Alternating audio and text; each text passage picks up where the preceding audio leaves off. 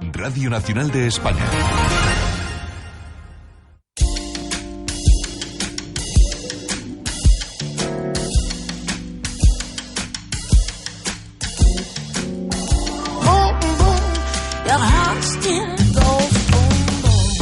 Wisteria Lane, con Paco Tomás, Radio 5.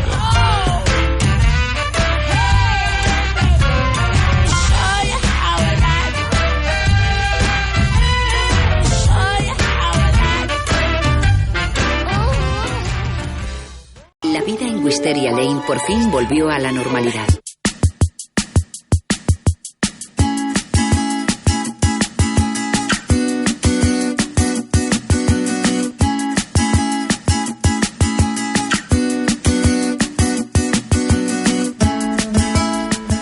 A partir de ahora, la parcelita de la FELGTB en este barrio va a tener dos anfitriones. Cristina Moreno y Manu Sobrino serán las voces que nos acercarán cada semana la realidad LGTB de España, del activismo y de la actualidad. Buenas noches, Manu Sobrino. Empiezas tú. Hola, ¿qué tal, Paco? Buenas noches. ¿Qué tal? Cristina se ha quedado un ratito trabajando. Cristina se ha quedado ahora, nos alternaremos. A veces vendré yo, a veces vendrá ella. Y bueno, con ese afán de poder continuar todo lo que hemos hecho desde la FELGTB durante tantos años, y invitando cada día a una persona distinta para que pueda dar la imagen más diversa de lo que es el trabajo que hacemos a nivel estatal. Pues hoy vamos a empezar conociendo los resultados de un informe que se presentó el pasado jueves, un informe creado por COGAM, por el colectivo de gays, lesbianas, bisexuales y transexuales de Madrid. Y bueno, creo que nos has traído... Bueno, nosotros entramos en tu casa. Bienvenidos, bienvenidas. Y a ver, cuéntanos un poco quién es el invitado que nos has traído hoy. Sí, Paco, pues como bien decías, esta semana que acaba de terminar hemos tenido una presentación muy interesante llevada a cabo por nuestros compañeros y nuestras compañeras de COGAM, una de las organizaciones de la FELGTB en la Comunidad de Madrid, y es el trabajo que han estado realizando durante 2 años sobre un tema que es de vital importancia, como es el acoso escolar y la situación en general que vive la población, los jóvenes LGTB en las aulas. Entonces, para hablar un poquito de ello, tenemos a un invitado de excepción como es Edu Benítez, que ha sido el coordinador de la investigación de todo este estudio, y que bienvenido, Edu. Buenas noches, Edu. Buenas noches, muchas gracias por acogernos hoy en vuestra casa. Enhorabuena por el trabajo de entrada, y cuéntanos un poco, de entrada, ¿cuál es el objetivo de crear este estudio?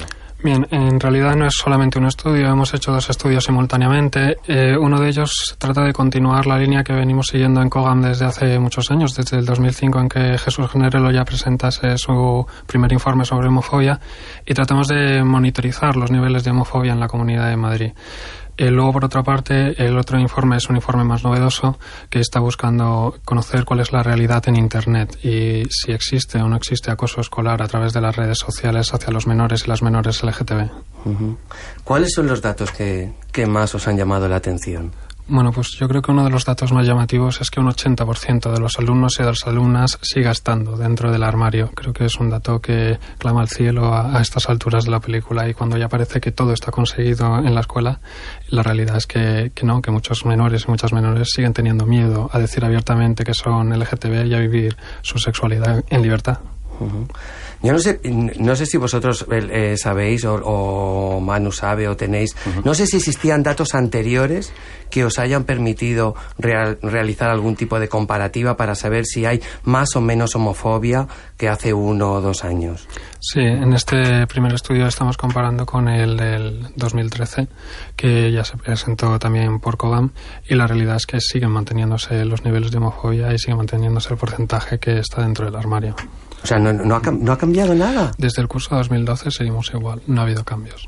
Es un poco, lo hablábamos antes, ¿no? La principal casi conclusión de estas investigaciones que se han llevado a cabo, ¿no? O como pareciera que la sociedad cada vez está más preparada para aceptar esa diversidad, para ver que en las aulas hay personas de todo tipo y que los alumnos pueden encontrar un entorno donde lo vean se sientan más libremente, ¿no?, para poder expresar su propia forma de ser, su propia identidad, y sin embargo, en ese ámbito al menos poco se ha avanzado, ¿no? Al menos estamos hablando de la Comunidad de Madrid, pero bueno, de alguna manera sí puede ser claro, porque son datos del país y serían datos extrapolables. Sí. Claro, imagino que cada comunidad tiene su particularidad, pero claro, yo creo que cuando estamos hablando de un tema como este, yo creo que son extrapolables. Sí, en principio es bastante representativo del sistema educativo español. Sí que es cierto que es una muestra exclusivamente de la Comunidad de Madrid, pero de acuerdo con otras entidades con las que colaboramos y con las que intercambiamos opiniones,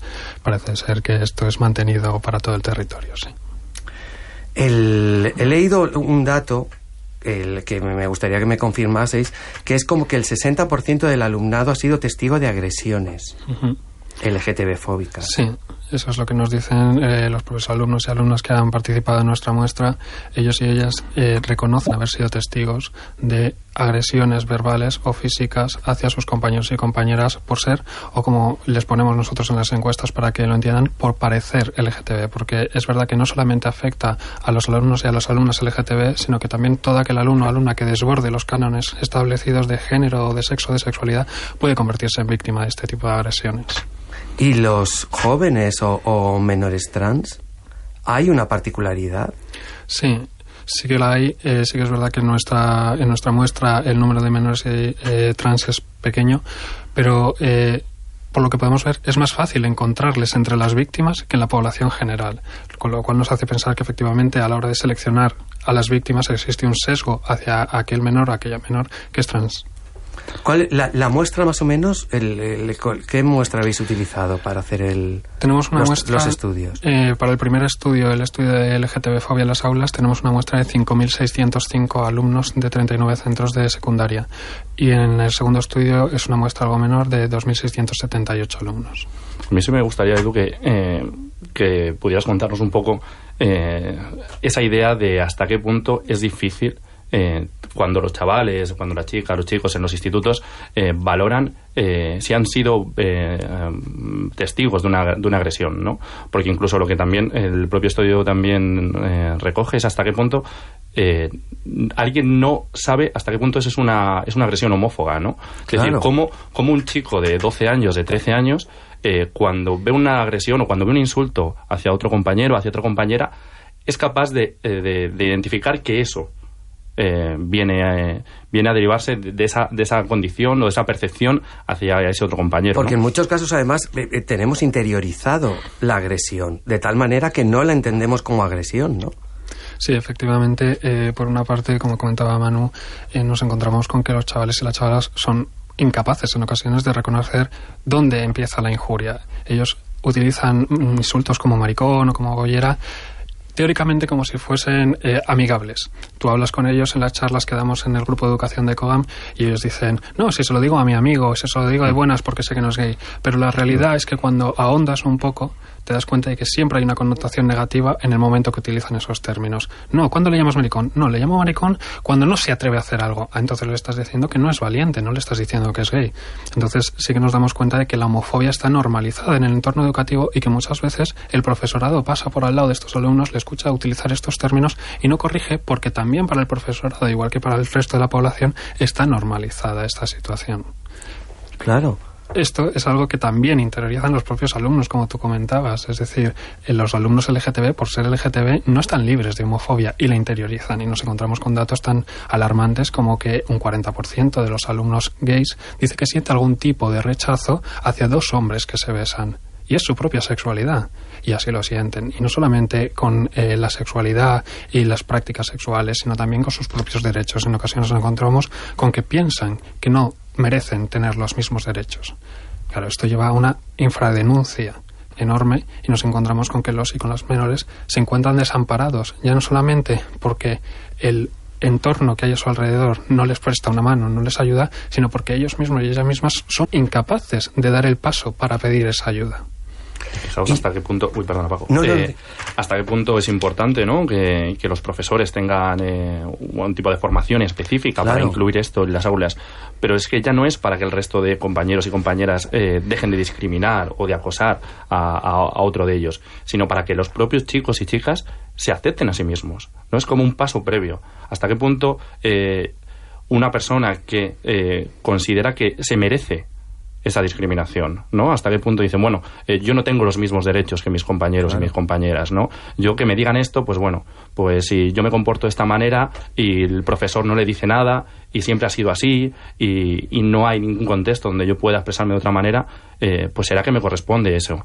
Y al mismo tiempo se junta con esa idea de que voy a intentar no ser así, ¿no? Es esa propia autodiscriminación, ¿no? De decir, voy a intentar cambiar, voy a intentar que no se me note, voy a intentar que obligarme a sentir lo que no estoy sintiendo, ¿no? Entonces, ese tipo de rechazo es vital, luchar contra él, ¿no? Intentar poner esas medidas para acabar de una manera por todas con ese rechazo que sienten esos pobres chavales, ¿no? Que tienen 12, 13 años, incluso menores, ¿no? Aunque el estudio se ha centrado en estudiantes de secundaria. El estudio está centrado en estudiantes desde el primer ciclo de la ESO hasta el bachillerato, es decir, comprendidas las edades entre los 12 y los 18 años aproximadamente.